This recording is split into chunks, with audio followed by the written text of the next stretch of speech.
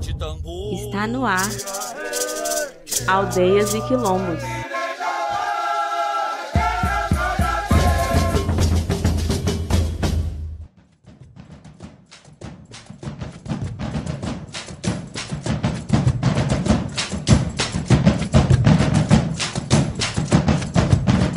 Olá, minha gente, licença para chegar. Seja muito bem-vindo e seja muito bem-vinda ao Aldeias e Quilombos, em sintonia com a ancestralidade afro e indígena brasileira. O programa Aldeias e Quilombos é uma produção da sociedade civil apoiada pelo edital de ocupação da programação da Rádio Freicaneca FM e tem também o apoio do Fundo Pernambucano de Cultura, o FUNCultura. Meu nome é Bruno Vieira. E eu sou Manuela Lira. Estamos aqui toda semana na proposta de dar visibilidade a iniciativas, pessoas, grupos e instituições que lidem com a pauta negra, quilombola e indígena no Brasil. Nós estamos no Instagram e no Facebook. Só buscar a gente lá, Aldeias e Quilombos. E a gente está sempre aberto a sugestões de pauta. Entre em contato conosco pelo e-mail aldeiasequilombos@gmail.com.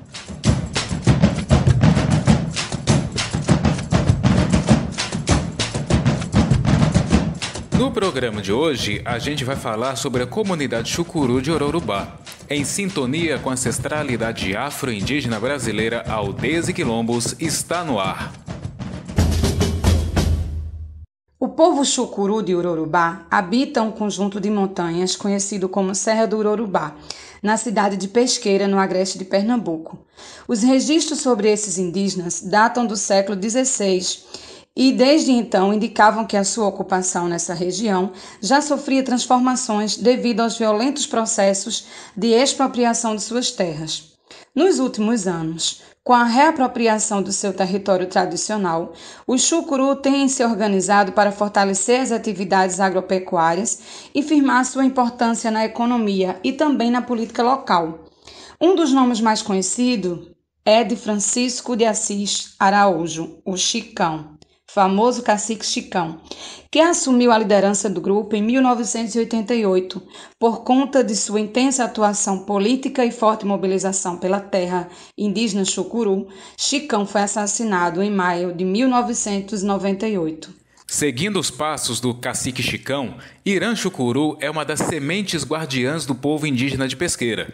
Irã não é apenas agrônomo de formação, como tem outros títulos universitários, a exemplo do mestrado em Ciências do Solo pela Universidade Federal Rural de Pernambuco. Irã Chucuru é hoje uma liderança na retomada da agricultura sagrada, modo de vida do seu povo, em uma experiência que tem como local de poder o Centro de Agricultura Chucuru de Ororubá.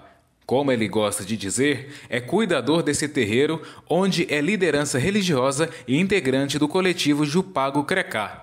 O Aldeias e Quilombos traz hoje as reflexões de Irã Chucuru sobre sua ancestralidade e sua atuação como liderança indígena a partir da sua participação no seminário Coleções Indígenas, Objetos Etnográficos e Práticas Xamânicas, que foi realizado em abril de 2023 no Museu do Estado de Pernambuco, em Recife. Você confere agora a participação de Irã em 3 partes. Neste bloco, seguimos com a primeira parte. Então, a gente faz parte da organização. Eu digo a gente porque assim, minha fala também é muito no coletivo, né? Porque a gente pensa junto, a gente discute, planeja, avalia, né? O coletivo que eu faço parte, então dentro da organização social do povo Chucuru eu faço parte de fazemos, né? Tem 2 companheiros aqui também que fazem parte junto conosco, do coletivo Jupago Crecá, né?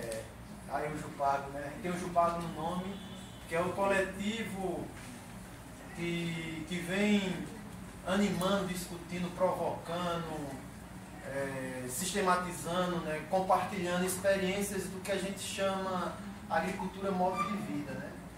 Então essa agricultura modo de vida animada, o que é guardada pelo Jupago Crecá, é a agricultura do plantar, a agricultura do colher, a agricultura do comer, do vender também, do comercializar, mas especialmente, encantadoramente para a gente, aí onde a gente foca nossas ações, é uma agricultura que a gente discute outras economias de troca de partilha, de reciprocidade. É uma agricultura que o próprio plantar, o cultivar, né, traz a concepção de saúde numa perspectiva mesmo bem holística, né, e inclusiva, não fragmentada, e que discute e que planeja, que possibilita saúde de fato, né? Não é uma saúde que procura corpo humano para curar, né? Então não é uma saúde doença, é uma saúde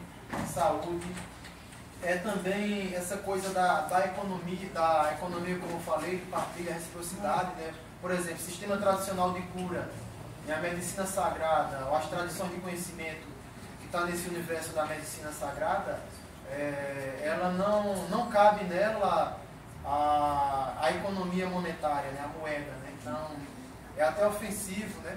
Pelo menos com as pessoas e com os espaços onde a gente circula e tem contato, chega a ser até ofensivo oferecer o dinheiro, né? Quando se vai para um sábio que detém um conhecimento da tradição sagrada de cura, você pagar com dinheiro, né? Então algumas pessoas se sentem ofensivas, outras não ligam, né? Mas a gente, no nosso meio, a gente vê isso muito forte, né?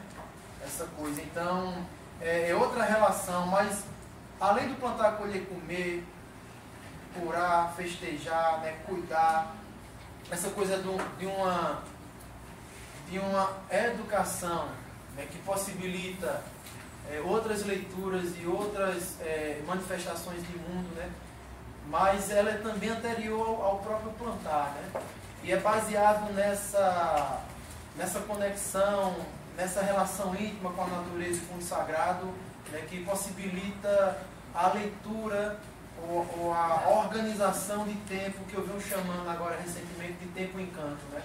Porque a gente não pode se desconectar o tempo que nós vivenciamos com o tempo dos encantados, né, que às vezes é atemporal, né? E essa coisa de passado, de presente e de futuro é algo que caminha junto, né? E a gente vai tentar explicar com detalhes. Então, essa organização do tempo de plantar, colher e comer, ela é baseada na conexão que possibilita leitura, interpretação e previsão, e dá a sua previsão baseado nas manifestações dos sinais da natureza. Então, quando eu trago a educação nessa compreensão da agricultura do sagrado que promove a cultura do encantamento, eu trago sábios e sábias que têm a sensibilidade ou a inteligência sutil, né, de ler quando olha para o horizonte, né, a linha do horizonte, ler a barra, identificar a barra, ler o carreiro, né, ler a florada, por exemplo, da barriguda, do ipê, ler o comportamento do pássaro, né, do João de Barro, né, como está fazendo o ninho, quais são os materiais que ele utiliza, qual é a posição do ninho com relação à direção do vento, né? Então, há uma leitura dos sinais da natureza, né? Há a leitura do comportamento de insetos, de animais, né? Então, há uma conexão que lê, que interpreta e que dá esse tempo. Isso é esse mundo da agricultura, né? Então, a gente está nessa organização social do povo Chucuru com o Jupago, né? Crecá, que é essa forma organizativa do povo Chucuru. E o Jupago a gente já explicou, né?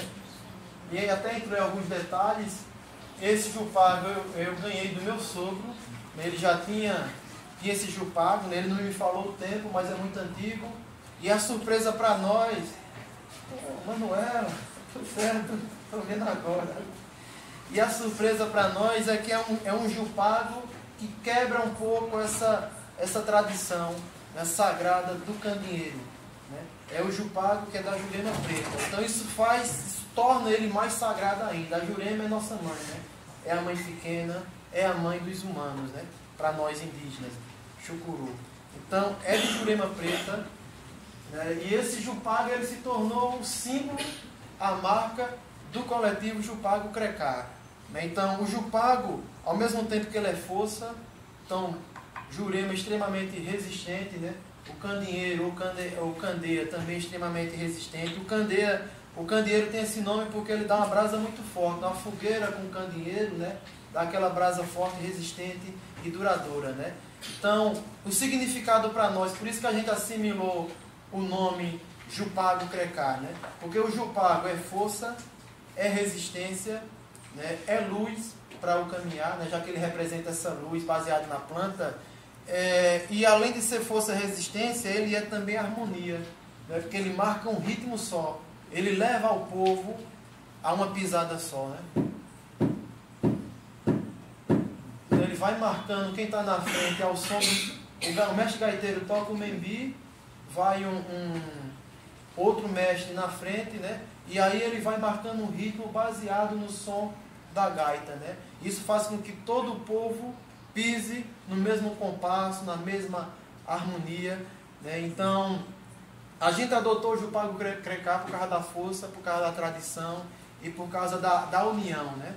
E eu fiz até um toante que canta um pouco a história do Jupago. Acho que eu vou cantar aqui pra vocês. Vocês não incomodam não, minha voz não é muito boa assim. Uma vez me provocaram, né? Tipo, mas você não canta bonito, né? Cadê o bacural, né? E procurando, aí chega eu todo... Mas como você é um bacural, né? Bacural tem que ter a bocona, né? Por isso que é bacural, né? Já viu o bacural abrir a boca? Então por isso que é bacural, ele abre a bocona, né? Mais uma vez a gente relaciona... A nossa forma de estar no mundo é sempre relacionada com os animais, né? Por isso que é bacural. Mas tu não tem essa voz tão potente para cantar, né? E aquilo ali me incomodou, né? E me ensinaram que quem canta bonito é quem canta junto, né? E aí eu disse para ele, respondi, eu canto também, mas esse do cantar bonito, eu disse assim para ele, fiz um toré, né? E canto assim: caboclo, meu canto é bonito e eu canto para lutar. Os pontos que trago comigo vêm das matas de Urorubá. Eu canto a mãe natureza, a terra, o céu e o ar. Minha fé trago por meus tuantes, toré, que é o meu ritual. Na mata eu busco a ciência e toda a força que preciso para lutar. E aquele que canta bonito comigo, do mal todo se afastará. Né? E aí eu comecei a cantar e de repente a gente estava cantando bonito, porque estava cantando junto, né? Tem uma coisa, né? Jupago Crecá, eu não falei do Crecá, né? Mas o Crecá não está aí, pô, pelo menos não o Crecá humano, né? Tem um Crecá lá de madeira, né? Crecá é cabeça, né? Então, fazendo uma tradução meio que lógica, né? Jupago Crecá seria uma espécie de cacete, né? Cacete na cabeça, né? E é meio que tipo boas ideias na cabeça, não tem aquela coisa, dá um croque aí nesse camarada, né? Um toque aí para ele se ligar, né? Que ele está meio desorientado, né? Então também é uma provocação ao nosso povo, vamos se orientar, né? Ele está meio desorientado, né? Vamos se reconectar, né? Jupago Crecá. Então o Jupago Crecá ele tem essa missão dentro do povo chucuru, né? E o Crecá, a cabeça, é onde a gente se reconecta com a natureza através do seu manto sagrado, né? Então o manto sagrado da natureza, ele vem da folha seca. Então a folha seca ela é base de sustentação da floresta do encantamento chucuru. Sem folha seca não tem saber, sem folha seca não tem ciência orgânica da mata. E sem folha seca não tem mata, porque é a folha seca que pra gente é dona do saber, mas é a folha seca que segura a mata. Então, a mata, se não tiver esse manto sagrado protetor, quem segura a grandeza do verde, o reino grandeza do verde, a floresta em pé, viva e verde, é a folha seca. Né? E aqui, Crecá é onde a gente se conecta, né, com a folha seca, com esse manto sagrado, representado pela palha do coco licuri. Né? Então, a barretina, ela tem também essa simbologia, né, esse significado mágico, encantado, né, da gente se conectar com a Mãe Natureza através do seu manto sagrado. Né? Então, traz para a gente o Jupago Crecá, né, e a barretina na cabeça, e balançando o maracá e com a pisada no chão, né, esse ritmo de conexão, de integração e de envolvimento. Então a gente traz o manto que envolve a terra, coloca ele na cabeça, e com isso na cabeça a gente começa a refletir a importância que é o envolvimento. Então são elementos que são sagrados para nós, e são elementos que são mestres, né? São casa de espírito ou chave ou elementos que nos conectam com o Jeti, né? Com os espíritos, com o encantamento chucuru, e que traz para a gente essa necessidade da gente evoluir para aquilo que eu sempre venho falando de uma inteligência sutil, né? E aí a gente tem que recorrer à natureza para esses ensinamentos sagrados, né? Então, nesses reinados encantados de Ororubá, a gente sempre está se conectando, aprendendo, e ao passo que a gente aprende, a gente ensina, né?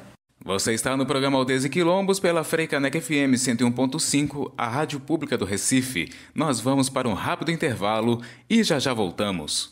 Estamos apresentando Aldeias e Quilombos. Voltamos a apresentar Aldeias e Quilombos. De volta com Aldeias e Quilombos. Se você conhece o trabalho de uma pessoa indígena ou quilombola e quer divulgar pra gente, fala conosco. Nosso e-mail é aldeiasequilombos@gmail.com. E você pode falar com a gente também pelo Instagram. Aproveita e segue a gente lá, @Aldeias e Quilombos.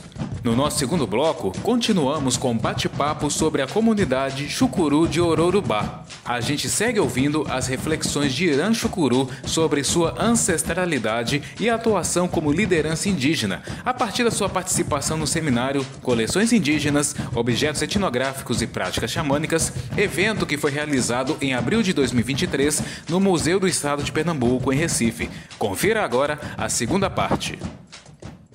Eu queria pedir permissão para vocês para contar uma historinha aqui. É uma história de um encanto, Inaru da Mata. E não é aquela história de origem do mundo, é a história do mundo encantado Chucuru, ou de parte deles, né? Inaru da Mata, ele é um espírito originário do Reino Vento. Então existe uma pedra lá, e os meninos conhece o que eu chamo de Laje Grande, né, o Complexo Sagrado de Laje Grande, que é um afloramento rochoso no centro geográfico do território Chucuru. Existe uma pedra chamada Pedra do Vento. Então, a partir de setembro, o vento sul-sudeste eles começam a fluir, a vir intensamente. E eles anunciam a chegada dos Arauê. Arauê são os espíritos brincantes do vento, são crianças encantadas, são espíritos que festejam junto com as crianças encantadas. E eles veem, o ritual deles, de magia de encantamento, é dançar com o vento. A gente chama esses espíritos, por exemplo, os brincantes do vento, né? E os outros espíritos que compõem esses reinados, a gente chama eles de vurtuar. Aliás, perdão, de invurto. São invurto. Então você, por mais que você se concentre, você não vai ver aquele corpo etéreo definido, porque ele é vento, ele é magia, ele é encantamento. É um invurto. E a dança dos espíritos ventos, a gente chama do ritual, do cerimonial, a gente chama de vurtuar. Então, sempre ocorreu, desde que o mundo é mundo, desde que o encantamento de Ororubá é encantamento de Ororubá. Em determinado momento, né, tem o chefe dos espíritos ventos, Verto. Em um determinado momento, Verto convoca todos os espíritos, não para dançar, não para festejar. Isso causou estranheza em todos os espíritos nos invurtos, né? Arauê e todos eles. Ureê também, que ele anunciou e ele disse aos espíritos ventos: é chegada a hora de convidar os humanos para o convívio em Laje Grande. Laje Grande tem abundância, Laje Grande tem riqueza, Laje Grande tem água, Laje Grande é saudável. Então, isso tudo não pode ficar só com o reinado encantado. É hora da gente ofertar para os humanos e convidá-los para esse convívio pacífico e harmonioso. E ele chamou um invurto e deu essa missão a ele. E o nome do invurto é Inaru. Inaru, originário, vento. E deu a Inaru essa missão de convidar os humanos. E aí Inaru ficou pensativo, né? E aí, como é que eu vou fazer isso? Imagina eu, um espírito vento, convidar os humanos para conviver na nossa casa, no reino de Laje Grande. E aí Inaru começou a observar toda a potência, toda a beleza, né? E toda aquela abundância de Laje Grande. E aí chamou a atenção, o que chamou a atenção de Inaru foi o cantar dos pássaros. foi o dançar dos pássaros, foi o voar dos pássaros. E aí Naru teve uma ideia. Ele pegou o poder encantado de magia de encantamento que o Espírito Vento deu para ele para convidar os humanos, e ele disse: eu vou me transformar na mais bela de todas as aves. E aí pegou de todas as formas, de todas as cores, todas as plumagens, ele se fez em um só. Ele era Espírito Vento e ele passou a ser pássaro Inaru da mata. E aí ele pegou a mais bela, a mais encantadora e a mais potente da vocalização dos pássaros. Se fez pássaro da mais bela da plumagem, de forma, de cores e do cantar. E aí ele acionou a sua liberdade criativa, o seu imaginário fértil, e disse: vou convidar os humanos cantando e voando. E saiu livre no reino celestial, o reino alado, representando o reino alado, no reino celestial, cantando, convidando, voando, convidando. E assim foi feito. E os humanos, quando viram tamanha beleza, né, e tamanho cantar bonito e potente, foram atraídos e seguiram Naru. Quando chegaram no reino Laje Grande, o impacto. Tanta era a potência de beleza, de abundância, de alimento. Laje Grande não sabia o que era doença. Não tinha curandeiro. Não tinha doença. Não tinha sentido. Qual é a lógica de ter curandeiro? Curar o quê? Não tinha doença. Não tinha competição, não tinha ganância. Enfim, era um mundo perfeito de conviver. E aí os humanos chegaram, né, impactados, e de repente os humanos começaram a se alimentar dos frutos. Como é que vai viver, né? Os humanos começaram a beber água para matar a sua sede, né? Os humanos começaram a construir, pegava madeira, e pegava pedra, e pegava água, pegava terra e pegava barro. E aí os humanos começaram a chegar, e mais humanos foram chegando, e foram consumindo, e foram morando, né? E foram vivendo naquele espaço, e foram comendo o espaço, né? E aí muito humano chegando, e age humano, e aí começou a apresentar elementos ou comportamentos que Laje Grande não conhecia. E aí apresentou a competição e a ganância. Alguns humanos viram Inaru cantando para todos e queriam que Inaru cantasse só para eles. Por quê? Porque ele cantava bonito. Então eles tiveram a ideia de colocar Inaru em cativeiro, para que Inaru cantasse só para eles, para aquela beleza de Inaru ficar só para eles. E assim foi feito. Pegaram, armaram uma armadilha para Inaru, capturar Inaru e levar Inaru. E mais gente chegando, e mais gente consumindo. O espírito mestre dos ventos se revoltou. Percebeu que a sua missão em Inaru foi traída. E que Inaru tinha fracassado na sua missão porque ele estava preso pelos humanos. E ele tinha cometido um crime para os humanos, que era cantar bonito. Então o espírito vento apresentou para Laje Grande a doença. Nuvens pandêmicas de enfermidade vieram sobre Laje Grande. Baixaram essas nuvens de enfermidade sobre a cabeça dos humanos. Aquela coisa da queda do céu. O céu desceu, pressionou. Houve a doença foi apresentada e os humanos começaram a apresentar seus corpos doentios, febril, com feridas, inflamados, corpos inflamados. E todos de repente estavam doentes. A doença veio para Laje Grande, a ganância, a competição, o consumo. E aí Vertus, revoltado, deu mais poderes mágicos de encantamento a Inaru. Com esse poder você vai usar, vai se libertar e vai voltar para Laje Grande. Nossa missão não pôde ser cumprida nesse convívio pacífico com os humanos, harmonioso com os humanos. Ele deu poder a Inaru. E a Inaru, ele é Inaru. Para ele foi dada a missão, ele não podia negar de sua missão. E Inaru olhou mais uma vez para a natureza. E aí ele era originário vento, se transformou passo Inaru da mata. E aí ele teve, mais uma vez, acionou a sua liberdade criativa e seu imaginário fértil.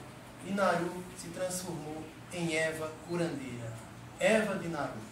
Inaru colocou poderes mágicos através do encantamento nessa Eva, transformou em Eva, saiu do cativeiro, se proliferou pelo solo, pegou um princípio ativo que iria curar, um anti-inflamatório, um analgésico, né, um cicatrizante, ele colocou, juntou nessa planta e botou na planta um cheiro atraente e um paladar agradável. E assim foi feito. E os humanos doentes sentiram aquele cheiro agradável, colocaram a planta na boca, a erva de Naru, viram que ela era gostosa, que tinha um gosto bom, atraente, e aí começaram a comer. Foram comendo, e a doença foi embora, porque a erva curandeira curou a ferida dos humanos. Só que não tinha mais o que fazer em Laje Grande, porque tudo foi consumido, a beleza foi consumida, e os humanos foram embora, e a doença foi embora, e a terra ficou devastada, né? E Naru ficou, ele continuou vento, e Naru continuou pássaro, e Naru continuou erva. Ele é vento, ele é pássaro, ele é erva. E ele está presente. Só que Naru é inteligente, né? Ele foi traído, mas ele é inteligente. E Naru se transformou hoje num pássaro fantasma. Ele canta escondido. Algumas pessoas chamam ele de Peitica. Ele canta escondido. E aí você pode perguntar lá em Chucuru, alguém aqui já viu a Peitica? Todo mundo sabe o que é Peitica, porque escuta ela cantar, mas ninguém vê a Peitica. Né? Ninguém vê o Saci, porque ele canta igual o Saci. Mas ele está lá cantando, porque ele sabe, se ele cantar e aparecer, ele vai ser apreendido. Mas ele tem que ficar e permanecer, porque ele é Inaru, pássaro, originário vento, e ele é Inaru, erva curandeira. E a sua missão ainda não foi cumprida, que é o convívio com os humanos em Laje Grande. Sabendo da missão de Inaru, sabendo que ele está presente, e sabendo que há problemas humanos que impedem o convívio com a natureza, então não resta outra coisa para nós, a não ser ajudar para que Inaru cumpra a sua missão. Então hoje, o Jupago Precá e outros coletivos que estão nessa pegada da agricultura promotora da cultura do encantamento é ajudar Inaru a cumprir essa missão. Só que para cumprir essa missão, a gente tem que voltar a ser o que a gente sempre foi: humano, natureza. Essa coisa de humano e natureza, desenvolvimento sustentável. Imagina que loucura. Desenvolvimento sustentável. Sustentabilidade, né? Sustenta o quê? Né? Então, isso são discussões de humanos que não são natureza. Então, a humanidade deixou de ser natureza. Houve um processo de ruptura. Então, a ruptura não foi só a quebra, a morte das pessoas, a quebra, a fratura dos corpos. Houve uma fratura nessa base epistemológica de humano-natureza. A gente sai da natureza, o habitat colonial diz pra gente que quem mora, devora, destrói. Né? Quem mora? Quem pratica o matricídio, a morte da mãe. Isso para o sistema está bem claro. Então o que a gente está discutindo é voltarmos a ser natureza, e aquela coisa, uma vez humano, natureza, ou retornar a ser natureza, a gente vai deixar de fazer o que nós estamos se tornando especialistas em fazer, que é pegar essa inteligência, obrigado, professor, pegar aquilo que a gente está produzindo de tecnologia, de ferramentas, de instrumentos, e começar a moldar a natureza para que ela tenha uma forma de encaixe perfeito. Então, eu tenho minha forma e eu quero que a natureza tenha uma forma igual a mim para que eu possa encaixar. E quando eu encaixo com essa concepção, é aquela coisa da praga, né, do sanguessuga, que vai lá e sugar, consumir. Né? Imagina, qual habitat, né? Qual autores, né? Ou seja, eu estou com o autor, né? Eu e o autor, nós somos, né? Nós estamos juntos, né? Qual habitat, conviver, vamos viver juntos, né? Sumir e sumir. Então a gente está sumindo junto, né? Eu pego sumir e vamos com ele, a gente está sumindo junto. Consumir. Né? Está todo mundo acabado, né? A gente está comendo, sumindo também. Desapareceu todo mundo, né? Então, a gente está nessa marcha. Então, o que a gente está apresentando é esse encaixe perfeito, essa acoplagem perfeita. de humanos, corpo, natureza, humanos, natureza, e aí a gente começa a fazer, sabe o quê? Vou beber a aguinha aqui. Sabe o que a gente começa a fazer quando a gente tem a forma de humano natureza e está em conexão? A gente começa a apresentar o mesmo metabolismo da Terra-mãe, que é um corpo vivo e que tem o seu metabolismo próprio. Então o ritmo do nosso metabolismo é o mesmo. Então a gente sabe quando vai chover. A gente às vezes não sabe explicar, mas a gente sabe quando vai chover. Os nossos sábios e sábias sabem se o inverno vai ser bom, o tempo de plantar, o tempo de colher, o tempo de adoecer, o tempo de curar, o tempo de manejar, o tempo de cuidar. É aquela coisa, eu sempre dou esse exemplo, de tsunami de... Essa palavra, eu nunca sei pronunciar essa palavra certa. De tsunami, né? De 2004, foi em dezembro, né, de 2004. Lá na frente, depois, no seu mês, 2 meses, né? Aquelas câmeras que faziam o monitoramento da fauna, né, captaram 1 dia, 2 dias antes, os animais foram embora. Eles saíram. Eles sabiam que ia acontecer. Mas por que eles sabiam que ia acontecer? A inteligência sutil.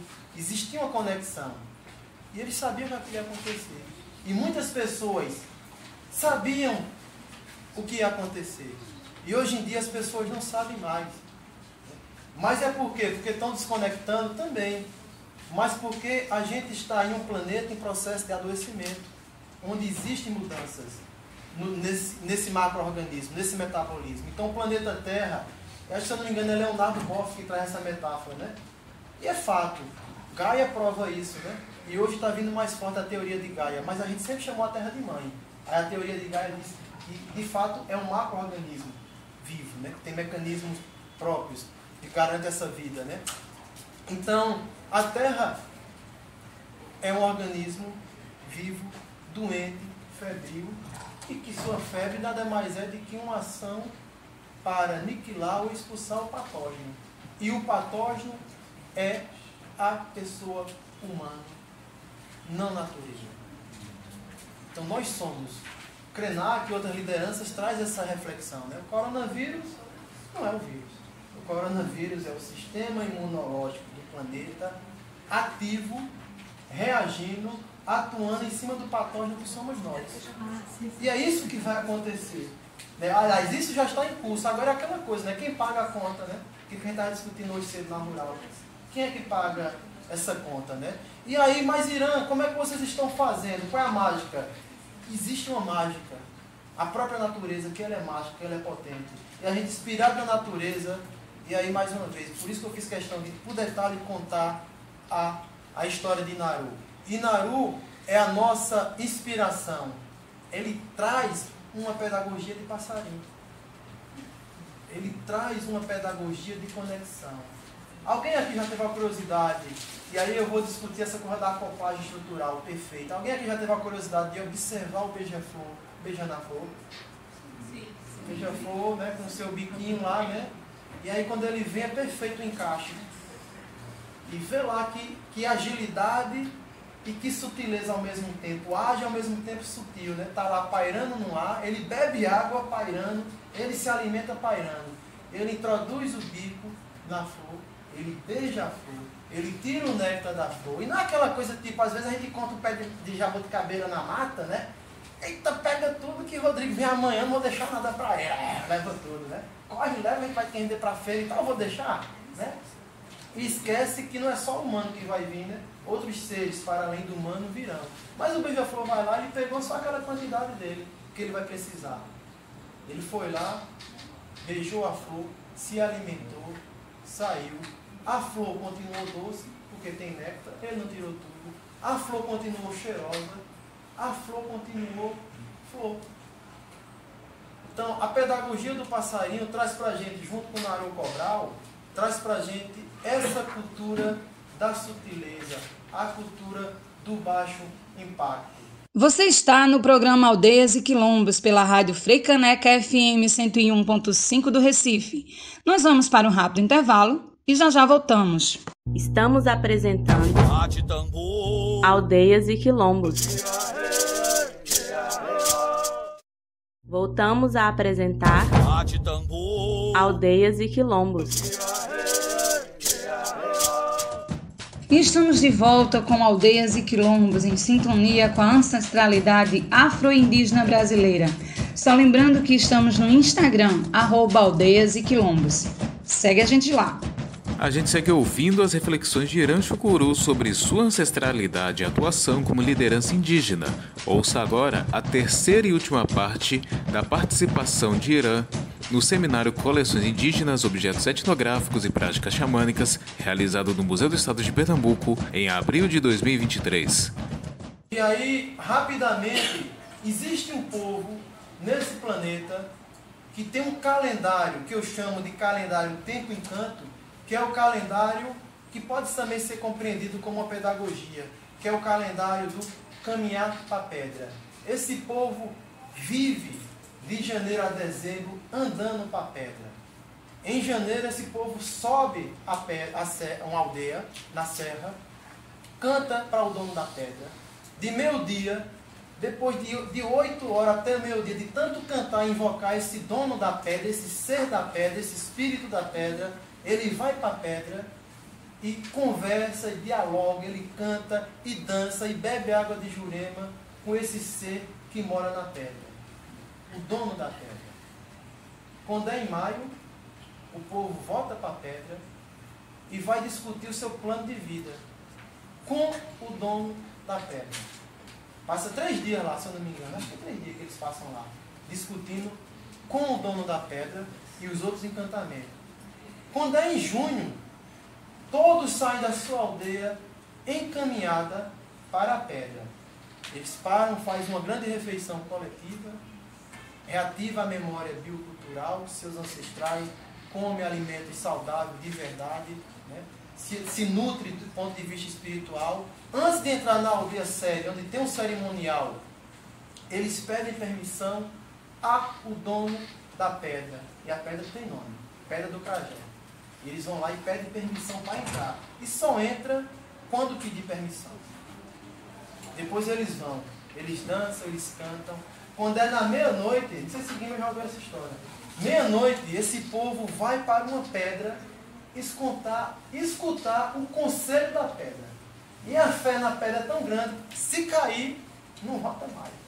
Então fica todo mundo firme, conectado, não pode escorregar. Sabe o chão que pisa. E aí, Irã, acabou a caminhada para a pedra? Não.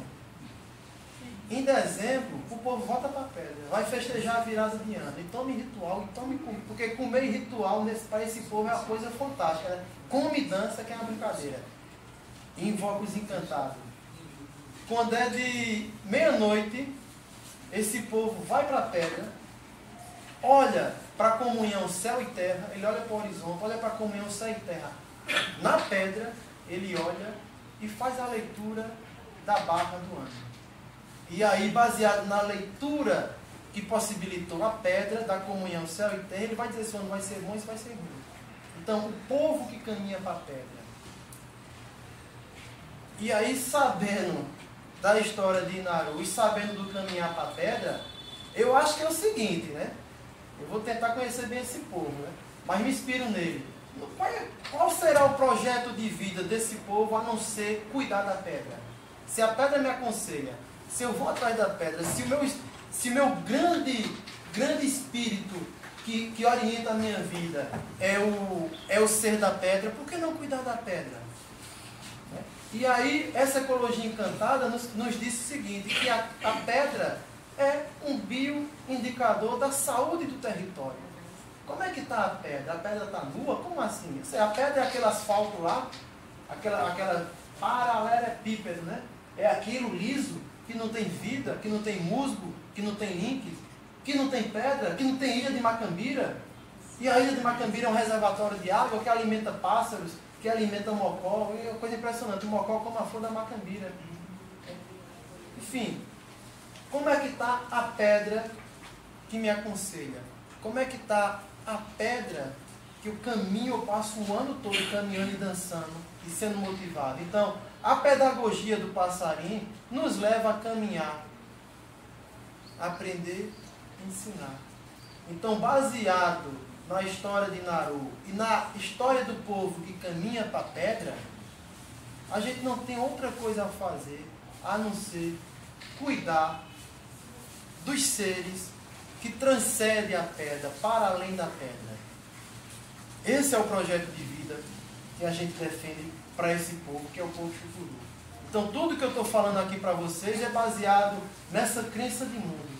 E às vezes o professor até fala, não, Irã, coletivo, né, que pensa e tal, não sei o que. Às vezes o pessoal me questiona, por que Naru Cobral? O pessoal me questiona, por que Jupago Crecá? Mas esse ponto, ele é ancestral? Ele é de quantos anos?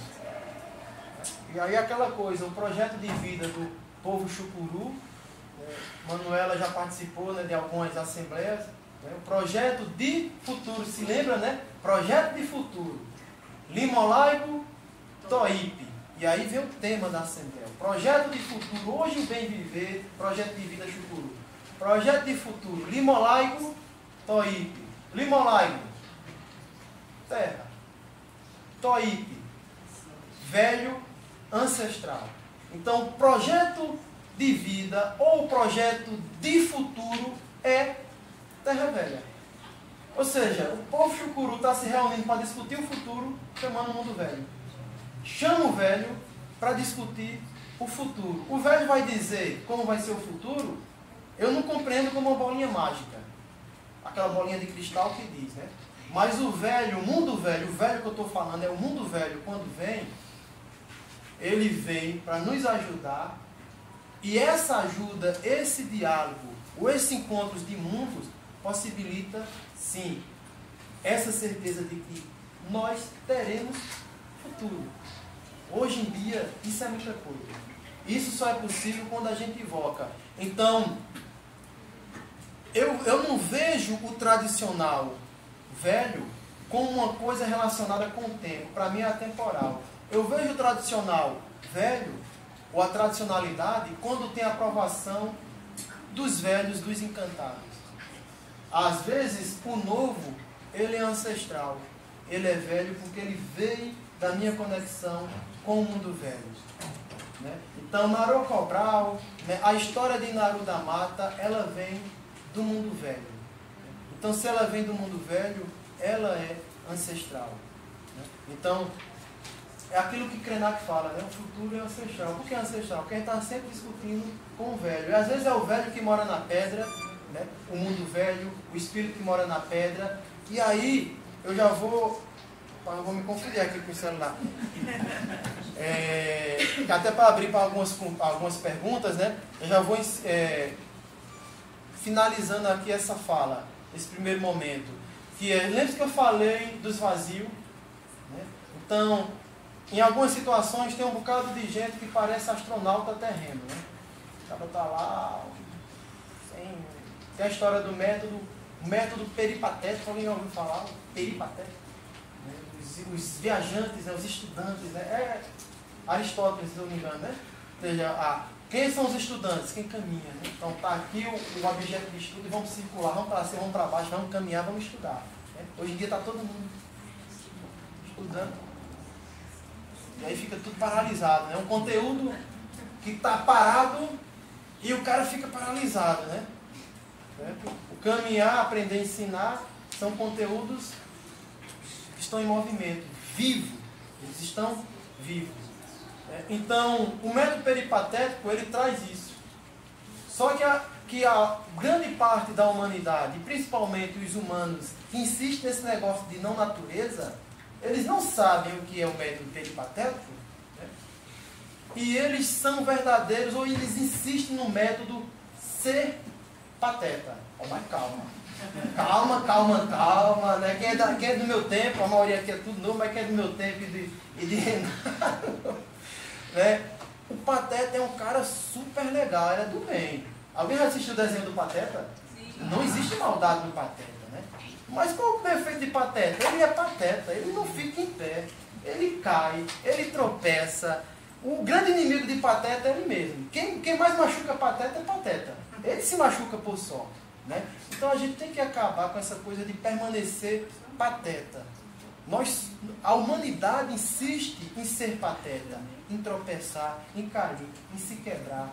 Né? Então, a gente deixa de ser pateta quando a gente compreende que, olha, tem um ancestral aqui dentro, tem um velho aqui dentro, tem uma essência de mundo velho aqui dentro. Mas como assim? Não sei se vocês já escutaram. Alguém no velório está lá, né? Parente, um ente querido e tal, as pessoas chegam. A primeira coisa que as pessoas dizem, até para confortar, dar aquela mensagem de conforto e segurança. O espírito agora vai viver em paz. Aquela coisa do paraíso. Né? Homem, deixa disso, com todo respeito. O paraíso é esse. A terra sem mares é essa. Deseje paz ao seu espírito com o seu corpo vivo. Então não se considere um ser oco, um vacante. Não é vaqueiro não, viu? Se bem que a maioria dos vaqueiros são tudo vacante. Um vacante de vazio encanto. Existe um encantado aí dentro. Pense numa alimentação saudável, porque seu corpo é casa de espírito. Por vaidade, por longevidade, tudo bem. Mas porque você é uma casa de espírito e que você é uma semente. A história do povo semente. Não dá tempo mais de eu contar essa história, mas tem a história do povo semente. Você é semente. Você vai ser plantado. Você vai nutrir a terra. E eu falo para o pessoal, e aí? O que é que tu vai ofertar à terra? Qual é o alimento? É essa paicaria? Cuida do corpo. Porque além de ser casa de espírito, tu é alimento da terra. Tu vai nutrir a terra. Sem essa base epistemológica, sem isso, a gente decreta fim de mundo. A gente passa a ser, e aí trago também outros pensadores que trazem essa concepção, a gente não pode ser mais, continuar com essa história de cancelar. Cancelei fulano. Né? Mas não é cancelar lá da rede social, não. Eu fiquei sabendo dessa história quando uma colega ligou para mim, né? Estava desesperada, estava lançando um disco e tal, não sei o que, todo mundo estava cancelando ela. Né? A ignorância, porque ela tinha se declarado indígena. E aí começou a cultura do cancelamento. Né? E aí ela contando a história, eu pensando do nosso cancelamento da vida real. Né? A gente cancelou, e aí eu estou falando do meu contexto, a gente cancelou o Caboclo Lindo, a gente cancelou o Bigode, a gente cancelou o Estevo, a gente cancelou o Trinca-Ferro, a gente suprimiu esses seres da paisagem. E a gente continua suprimindo eles da paisagem, produzindo paisagens doentes, e ninguém faz nada. O pouco que se faz.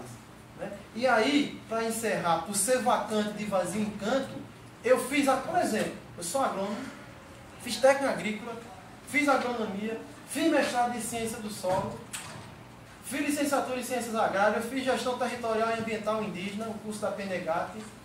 Inclusive, Sânia Chacriabá e Soninha Guajajara, eu tive a oportunidade de participar dessas formações com ela e tem outras figuras, Zé de Santa também.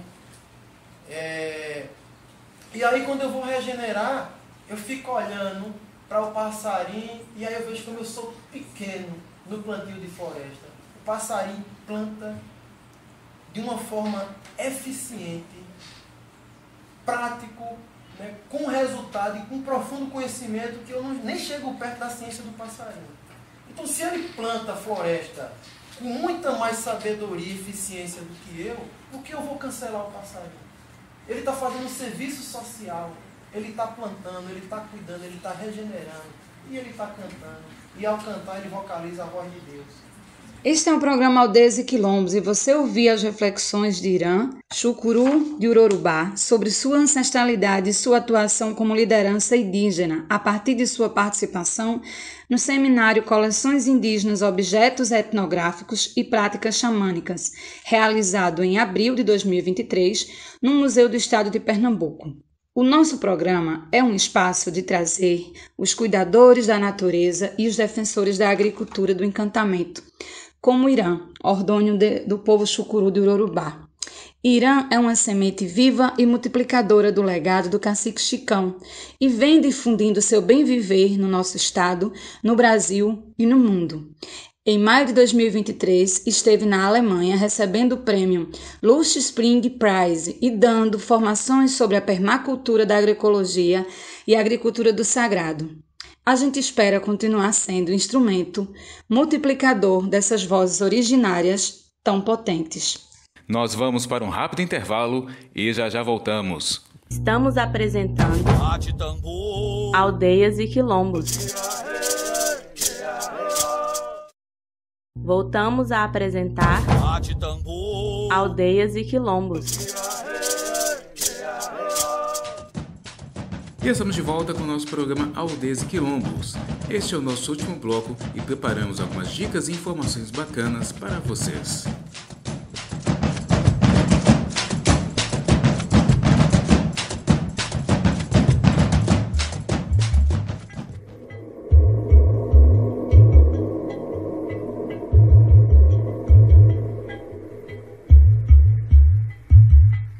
O povo indígena Chucuru do Ororubá conta com mais de 11 mil indígenas, divididos em 24 aldeias nos 27 mil hectares já demarcados. A comunidade possui um canal no YouTube, o Ororubá Filmes, que conta com 4.500 inscritos, uma página de mesmo nome no Facebook com cerca de 7 mil curtidas e 8 mil seguidores, e tem também o Instagram com mais de 4 mil seguidores. A mais recente iniciativa de comunicação desse povo é o podcast OrorubáCast, um sinal de fumaça do povo chucuru, que traz no seu slogan uma imagem metafórica que atualiza o sinal de fumaça como símbolo da comunicação indígena. O podcast é um espaço de streaming do povo chucuru de Ororubá que objetiva contar e recontar a história ancestral desse povo. O OrorubáCast está disponível no Spotify. Momento Parente. Este é um momento que dedicamos a auxiliar as comunidades e divulgar as suas campanhas. A Articulação dos Povos Indígenas do Brasil, a PIB, arrecada fundo para a luta dos povos originários. Se você quiser ajudar, basta realizar um Pix na chave e-mail para projetos@apiboficial.org ou entrar no site no endereço www.apiboficial.org e clicar na aba Apoie a PIB. Se você quiser ajudar a comunidade quilombola Negros do Osso, localizada em Pesqueira, no agreste pernambucano, basta realizar a doação via Pix para a liderança Valdeane Macena. A chave é o celular, o número é 879-9158-8742. Repetindo, chave celular e o número é 879-9158-8742. O povo Caraxu-Anaçu está se estabelecendo na aldeia Marataru-Caeté, na região rural de Igaraçu, na Grande Recife.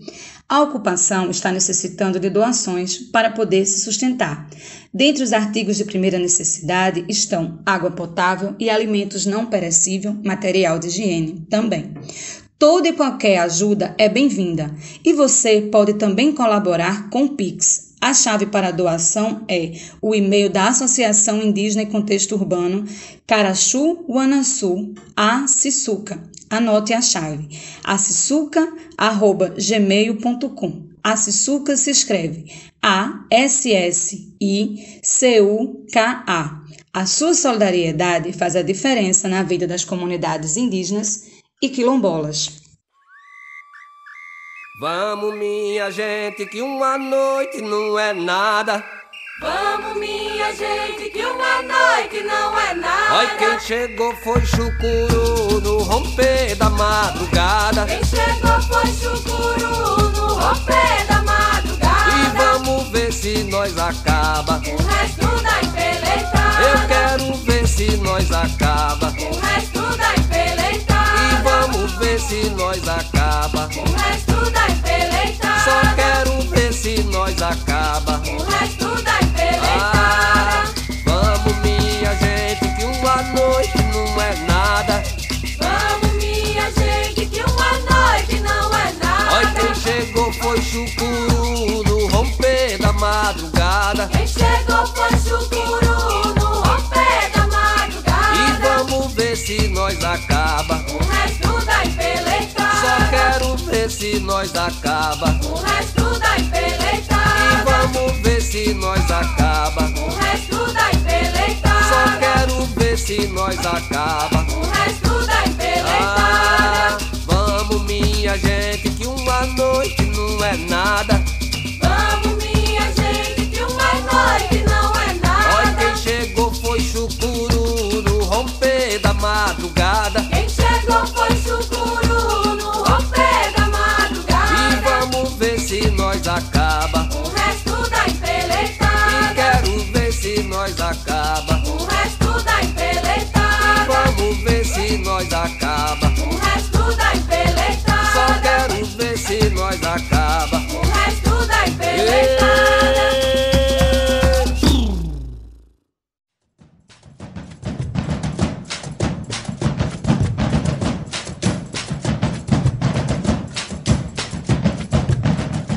E vamos encerrando o Aldeias e Quilombos de hoje. Agradecemos pela sua presença e sua audiência.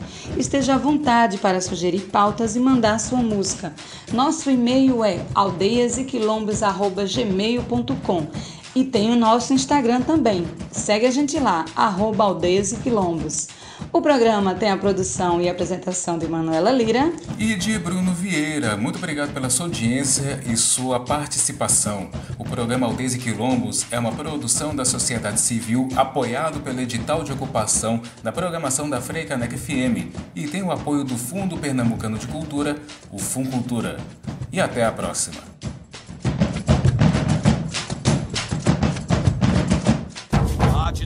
Você ouviu Aldeias e Quilombos.